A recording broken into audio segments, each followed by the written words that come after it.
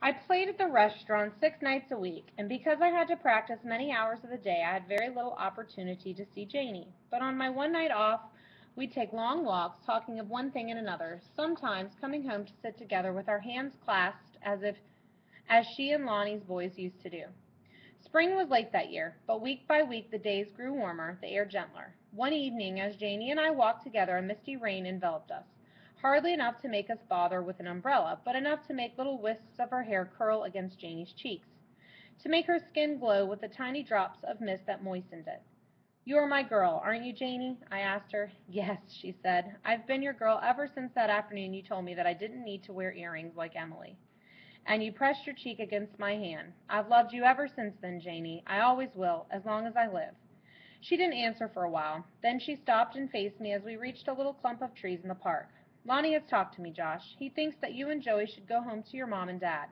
He told me that I mustn't try to keep you here because I care so much for you. And I won't. I'll be terribly lonely when you and Joey are gone.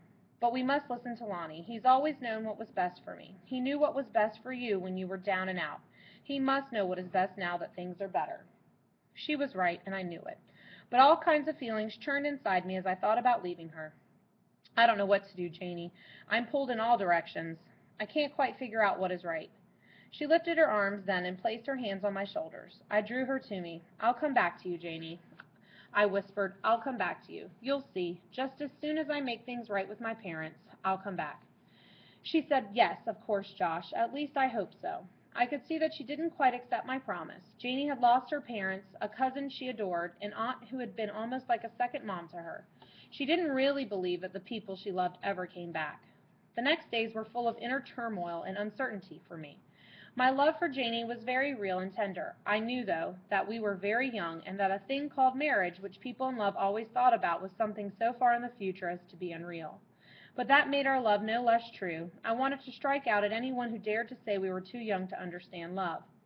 Lonnie came and stood beside me one evening as I stood staring at nothing from the window. He was silent as if waiting for me to speak. "You know that Janie and I love one another, don't you?" "Yes, I know," he answered. "Don't call it puppy love, Lonnie. No, I'm not one to downgrade love at any age. What I wanted to say to you is this. Your going home is not the most final thing in the world. You've been successful on a job out here. You've made friends who will help you to find a job if you don't find one in Chicago. And as for Janie, this feeling between you and her could last as long as you live. It could change, too. You've got to face that. But let's suppose it lasts. You'll always be welcome in my home, even if you only come to see Janie." He smiled at me, and I felt comforted. My bitter winter had ended in good fortune. It gave me hope for the years ahead. That night I played for the diners at Mr. Erickson's restaurant with a lighter heart, with a greater feeling of optimism.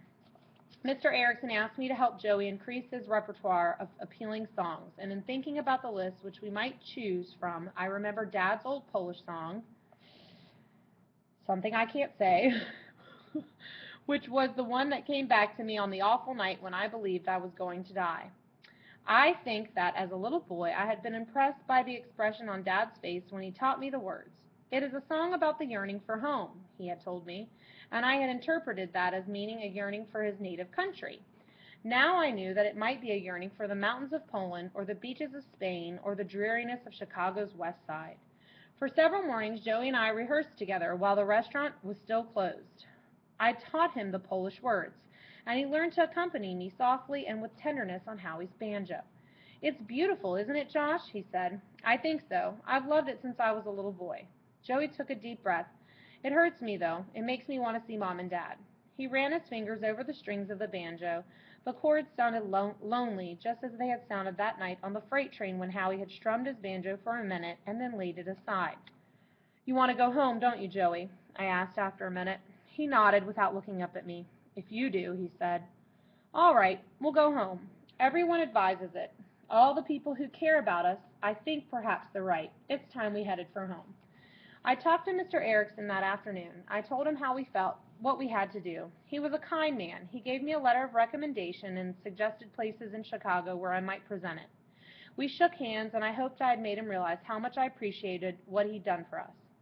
The Arthurs invited Lonnie and Janie and Grandma to have dinner with them that night at the restaurant. When the audience asked Joey and me for an encore, I looked down into their faces and did what I had never done before. I made an announcement. Joey and I will sing you a Polish song tonight, a song that tells about a longing for home. You people here in Omaha have been kind to us. We'll never forget you. But now we have to go. The wild boys of the road have been gone a long time, and tonight they're homesick. Then Joey and I sang Dad's song, and people applauded us as they never had before.